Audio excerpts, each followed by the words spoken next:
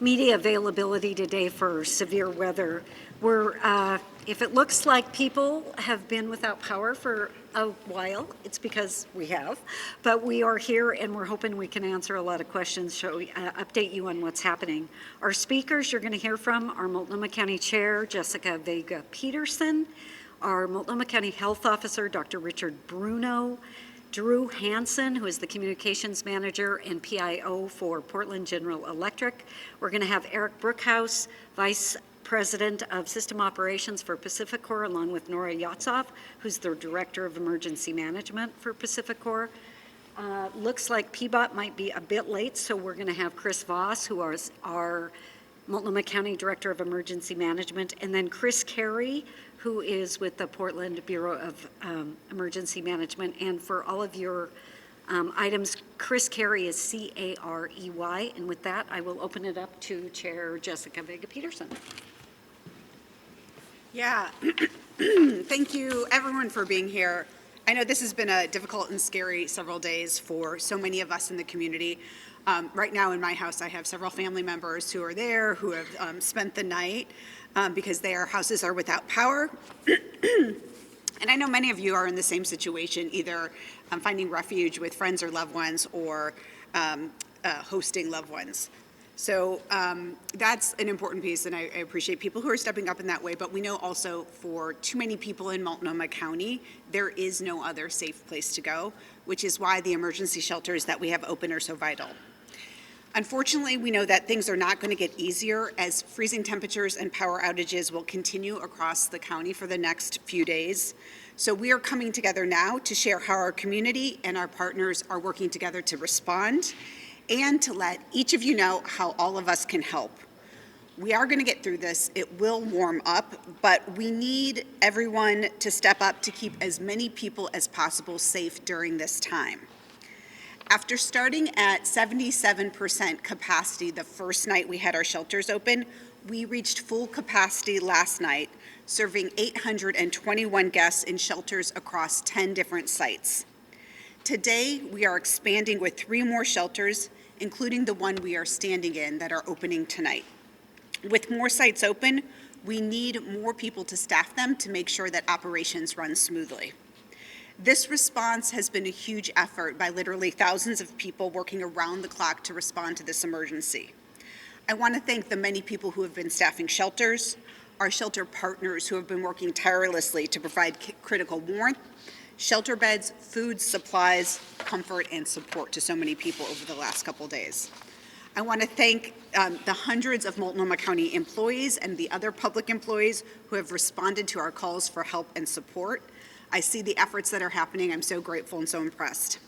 I also want to thank the doctors, the nurses, the behavioral health specialists who have taken shifts to make sure we've had good medical coverage at each shelter site throughout this emergency. And thanks to the many people who, despite difficult travel conditions, have braved the elements to provide transport to people to shelters, who have kept our buses running and have made it possible for people who are seeking shelter to be able to find it. We are doing our very best to make sure we have shelter beds open and available to meet our community's needs. These sites are open right now and will remain open at least through 8 p.m. on Monday, January 15th. Just so you know, we make day-by-day decisions on that. So these are the ones that are currently open. Ascension Catholic Church at 743 Southeast 76th Avenue in Portland. Salvation Army at 5325 North Williams Avenue in Portland. Those are both operated by Multnomah County. We have a Market Street shelter at 120 Southeast Market Street in Portland, operated by All Good Northwest.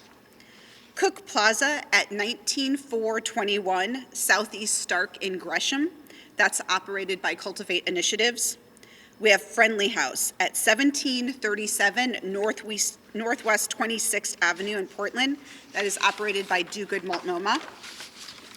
Powell Shelter, 7332 Southeast Powell Boulevard in Portland, operated by Transition Projects.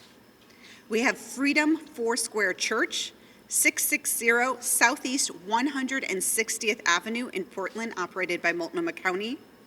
We also have opened our Multnomah County East building at 600 Northeast 8th Street in Gresham, Oregon, operated by Multnomah County, and the state of Oregon. They have the state of Oregon building open at 800 Northeast Oregon Street in Portland. That's operated by state employees. Thank you to them. Tonight at 8 p.m., we will have sites open, and these will remain open again at least until 8 p.m. on Monday, January 15th. The Bud Clark Day Center at 650 Northwest Irving Street in Portland. That's operated by Transition Projects in Multnomah County. The church we're in now, Imago Dei Church at 1302 Southeast Ankeny. And the Charles Jordan Community Center will be opening at 9009 North Foss Avenue, and that is operated by the City of Portland and Multnomah County. I do want to note that one site that was previously open has closed because of a water leak. So please do not seek shelter at this time at the First Christian Church at 1314 Southwest Park. That shelter, again, is closed because of a pipe burst overnight. As we look over the next few days, I want to stress that no one seeking shelter will be turned away. These are still very critical weather conditions. We have severe weather, and even brief periods of exposure can be life-threatening. All sites welcome pets and are accessible to people with disabling conditions. Though transportation is currently a challenge getting around, free transportation to warming shelters is available by calling 211 or through TriMet. Those seeking shelter should inform their transit operator that they are heading to or from a warming shelter or space. If there are delays on TriMet, 211 can help get people where they need to be. We know that wait times may be long. We urge those that are waiting for transport to wait indoors. Right now, Multnomah County is asking for the community's support. In order to make sure that everyone who needs life-saving help gets it, I am urging community volunteers to staff shelters as we continue expanding our response to this weekend's deadly winter storm. Anyone is encouraged to join us, especially people who have volunteered before and those with experience in human services and health-related settings. We need your help. If you're able, please consider taking a shift or encouraging others who are available to help keep this community safe. You will find everything you need to sign up at multco.us/cold. Multco, multco.us/cold. That includes location sites and training materials for those who want to volunteer. We know that there are also thousands of households without power across the county right now. This is challenging for so many families. This is why I keep asking you to check on your neighbors, especially elderly or vulnerable neighbors and loved ones, to make sure that they have what they need to continue weathering this storm. If you know someone who is without power or heat, consider welcoming them into your home if you have it. This will provide comfort, but it can also help save a life. If you see someone out in the elements who need shelter, please help them find it by calling 211 or finding them a bus or train to take them to safety. And please continue to make the best choices for yourself and your family. If you have to be out in cold weather, make sure to wear dry, loose layers, wear a hat, drink warm, sweet liquids. That will help keep your body temperature up. And make sure you're not waiting for your situation to become an emergency. Please stay off the roads unless you absolutely need to be driving. We also know many of the emergency calls we've gotten are for people who've injured themselves because of a fall, so please exercise caution as you're getting around. I want to close by letting you know that it's possible that this difficult and life-threatening weather could continue into Wednesday. So while we all hope for a quicker resolution of the dangerous conditions, I want to let you know that I and everyone at Multnomah County is committed to continuing to provide the resources that our community needs to get through this. And now I'd like to bring up our Multnomah County Health Officer, Dr. Richard Bruno, to tell us more about health and wellness during this weather. Dr. Bruno. Thank you so much, Chair Vega Pederson. Good afternoon. I'm Dr. Richard Bruno, Health Officer at Multnomah County Health Department. And first of all, I want to express my gratitude to the incredible volunteers who've been working at the warming centers last night and Friday night, serving over 800 clients last night alone. Secondly, I want to reiterate the dangers of this bitter cold and the icy conditions. As of today, at least one person is believed to have died due to suspected hypothermia. The death was a male found in the 97232 zip code and was reported in Portland on Friday. So we're urging everyone to seek shelter and stay inside as much as possible and limit travel until conditions change. There was at least 25 emergency department visits for cold-related illnesses yesterday. This is the highest daily count for cold-related illnesses since we started keeping records back in 2016. And so I'd like to underscore the importance of making sure we keep an eye on folks who are at risk of hypothermia and frostbite during this winter time, as well as falls and fall-related trauma. I want to encourage anyone who's walking outside to be very careful walking, as there can be ice hiding under the snow, which can make footing unsteady and lead to falls. Finally, I'd like to make a call for medical volunteers. We are in need of volunteers with medical training for 3-hour evening shifts tonight and tomorrow night. That's anyone with qualifications as an EMT, a paramedic, registered nurse, nurse practitioner, physician associate, naturopathic doctor, doctor of osteopathy, and medical doctor. Your help triaging clients is urgently needed tonight at one of our 12 warming centers. So please go to multco.us/cold, click on the sign up link, and scroll down to medical specialists. You will need to register to be a part of the Multnomah County Medical Reserves Corps in order to volunteer. Thank you so much. And next we'll have Drew Hansen.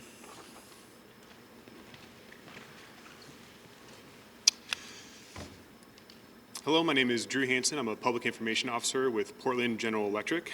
Thank you, Chair Jessica Vega Pederson, and Multnomah County and all our partners here today working on a coordinated response to this weather event. Everyone at PGE, we understand the impacts that any power outage at any time, particularly in cold temperatures, has on customers. We want to thank you, our customers, first and foremost, for their patience and understanding as our crews are out there actively working to restore service. We expect to make significant progress today as mutual assistant crews arrive from across the Pacific Northwest and other regions, and as we repair transmission lines that will help to restore a large group of customers, or large groups of customers. Currently, we have over 575 crew members and contractors that are out there working to restore power as quickly as safety allows. And as of noon today, we currently have around 118,000 customers that are still without service. But from the beginning of the storm yesterday until today, we have currently restored just under 110,000 customers. Safety for our workers and the customers and communities we serve are our top priority. Some good news to share is that for the moment that the weather conditions are stabilizing today so we can better assess damage. Today, the priority is clearing toppled trees and limbs and damage where possible and assessing what is needed for repairs. That can take some extra time. But given the extent of the damage and the dynamic weather conditions, restoration efforts will continue into the week and customers are encouraged to plan accordingly. We are also watching a second weather pattern, which could potentially bring freezing rain or sleet into the area Tuesday into Wednesday, and preparing for that as well.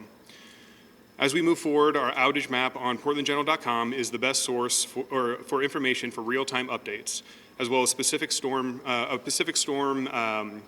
website that we've established as well, our webpage.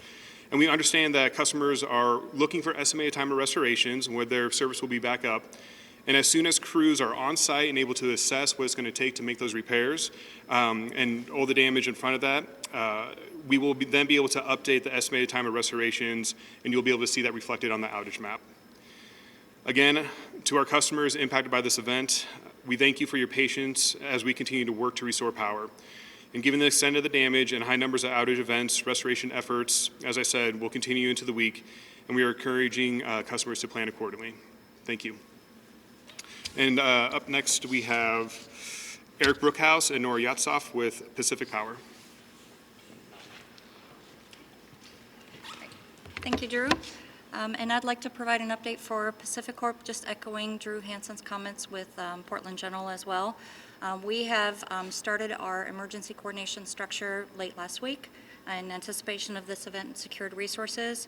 I'll speak in general for Oregon first and then dive into Multnomah County. Throughout this event, we have experienced a total of peak customers. We had 48,164 throughout the state, and we have since restored 21,200 of those over the last 3 days. We have over 800 individuals working in the field and in support roles in this response effort 24 hours a day throughout the duration of the event so far, and anticipate working through this cadence throughout until all customers have been restored. Specifically for Multnomah County, we currently have 67 outages. That's 5,870 customers. We have a total of 113 crew currently working on those outages and are doing some additional switching today to try to capture and get as many customers as we can back on, and we're providing updates on our website on a regular basis, and as well as on our outage page, we have a banner and information up. And in addition, we have a process in place for any medical customers that contact through our customer service, and working to field those situations as well to make sure we capture those needs for our customers. With that, I'd like to hand it over to Eric Burkhouse, and he can talk a little bit more about our operational response. Yeah, thanks, Nora. Thanks, Chair Vega Pederson. This was a pretty extensive event for Pacific Power across our service territory. We saw high winds in the Portland area to heavy ice down in our Cottage Grove area. And again, we've brought in a lot of crews externally, specifically in the Portland area. We've brought in crews from our Clatsop operating district, as well as our Hood River, Pendleton, and Yakima, Washington Hood River districts to help with restoration. Majority of our damage has been tree related, large trees coming down due to the high winds that we experienced here in the east side of Portland. As Nora indicated, anybody that their power's out and they do have an immediate medical need, please contact our customer care center. They will relay that information to our emergency coordination center, and we will get that prioritized and get someone out to contact that individual to see what we can do and what options we have to help them. So we also have our shelters prioritized within our operational group. So if we do lose power in one of those areas, it is prioritized, and we'll put crews on that immediately, even if we have to pull them off another outage. Just really want to appreciate all the patience of our customers. This is a pretty extensive event. We continue again to bring more resources in as they become available. As yesterday in Portland specifically, we peaked about just over 14,000 customers, and again, as Nora indicated, we're down to just over 5,000 this morning. It's been moving around a bit as we do switching, as we try to get trees off lines and pick up load. In these extremely cold temperatures, it can be difficult at times to pick up load, so we're working, our system ops team and our field operations teams are working to make that happen as expediently as we can. Again, just want to appreciate the patience of our customers, the cooperation and collaboration with our partners.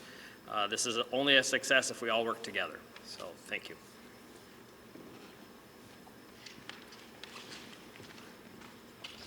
Hi, Dylan Rivera, spokesperson, public information officer for the Portland Bureau of Transportation. Sorry I was late in arriving here. Martin Luther King Boulevard in front of the Oregon Convention Center had several lanes closed from about 11 a.m. to noon because someone was driving too close and rear-ended a snowplow.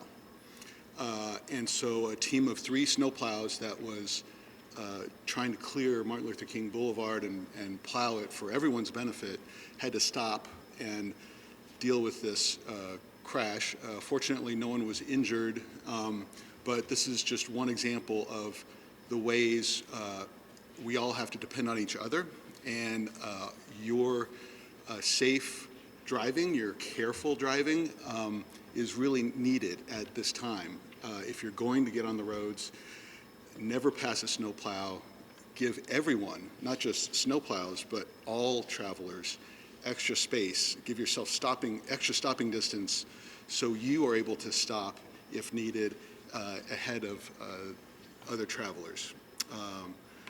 So several lanes were closed. It's reopened now at noon, but that delayed other people who are traveling, including police and other first responders who were delayed by that momentary disruption. We have more than 30 road closures this morning in the city of Portland.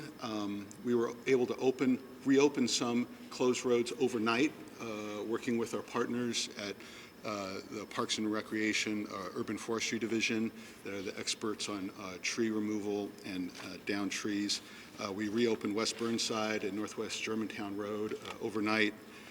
Today our crews are working to reopen as many roads as possible, and we're assisting the foresters as much as we can. Sometimes just if we can use some of our equipment to push aside a large tree or the debris, we will, to help reopen a road more quickly, more sooner. In the coming days, we're asking the public to consider, as you're getting back out and walking in your neighborhood, consider checking your storm drains. That'll help our recovery in the coming days as we do begin to thaw, hopefully in the coming days. The ice and snow that's on our streets needs a place to drain, and so it needs a clear passage to those storm drains. There's more than 50,000 storm drains in the city of Portland. We know other jurisdictions have a similar issue. We need the public's help to keep those storm drains clear. We know from experience that that is an issue, and if we can clear those storm drains, that can help everyone recover and help the roads get clear more quickly. Please continue to avoid travel today, if at all possible. There are slick conditions everywhere.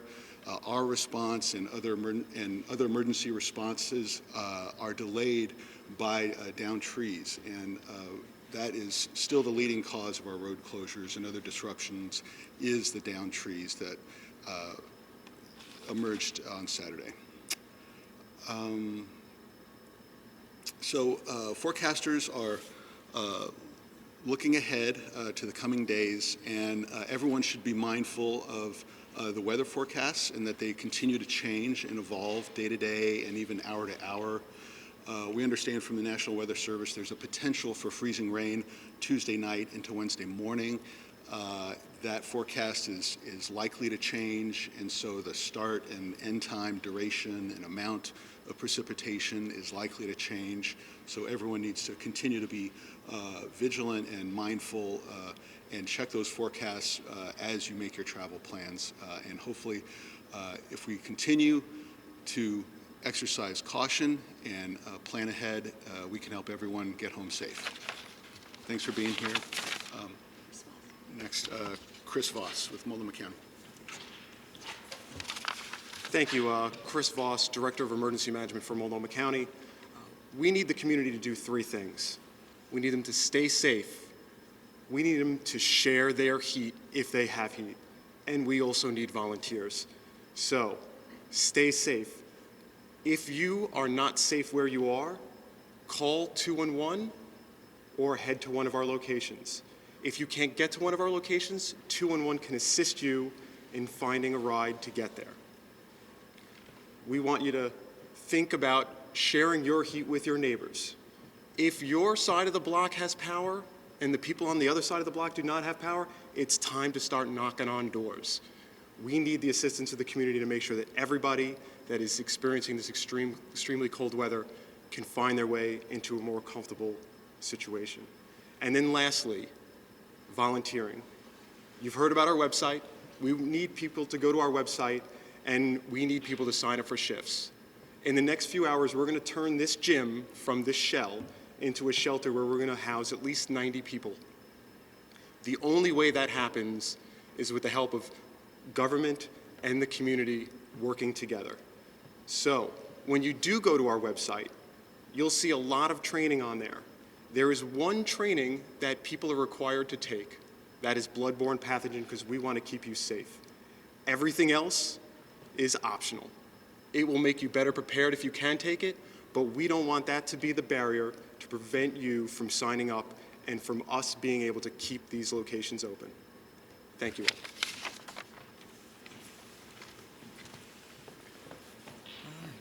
Hello, I'm Chris Carey. I'm the Deputy Director of Emergency Management for the City of Portland.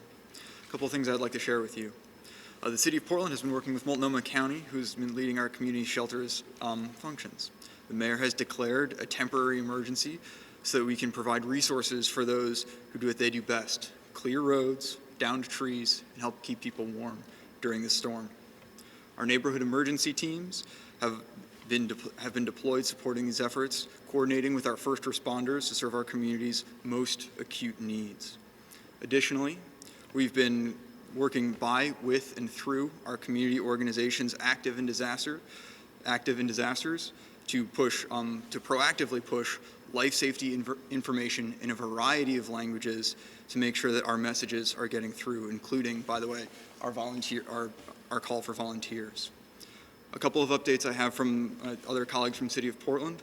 Portland Parks and Recreation urban forestry arborists are working throughout the city to clear downed trees and branches. They've been addressing nearly 300 reports of tree limbs and trees and large tree limbs down on city property, and they're working hand in hand with PBOT and our private utility partners to make sure that we are prioritizing and expediting appropriately. Portland Water Bureau would like to pass that it's critical to protect your pipes from freezing, trickle your water at your faucet, and keep your cabinet doors open so you can see leaks. And Portland Fire and Rescue has responded to 17 carbon monoxide calls in the past 48 hours, as of this morning, with no known injuries. If you are struggling to stay warm, please seek shelter, call 211, seek a neighbor.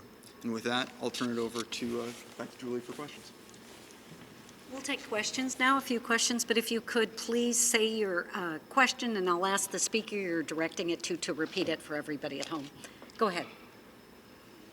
Go ahead. I'll start over here, Megan. Megan with K2. I was hoping to ask Chris Voss a question about shelters and volunteers. Sure. And if you can repeat it. Great. So in the wake of this call to action for volunteers, we spoke with Department of Human Services, their resilience team the other day, and they were saying that they could bring in staff and help local agencies if need be. Are you bringing in any state assistance during this time? Yes, not only bringing in state assistance, the state actually is assisted in opening an entire shelter. So the 800 Northeast Oregon Street is being staffed and run by the state. In addition, there is also state members that have actually deployed and are in some of our other shelters. A message went out from the governor to all 45,000 employees that work for the state of Oregon to help assist us during this event. Any questions? Go ahead. I have a question also for you. How does this shelter response differ from the freeze event that happened last February? The question was, how does this differ from the last February event? You know what? There are no two events that are exactly alike, and I think the most significant difference between this event and the last February event, it's probably the wind and the power outages. It's created a different layer that we've needed to sort of work with. Government, very much like the community, we're experiencing the same things you are. We've lost shelters and had to move things because of power outages, because we've had shelters that have lost power. We've had pipes break because of the extreme cold. So we're working some of those same issues the way that the community is working some of those issues. I think that's the biggest difference between last February and this event.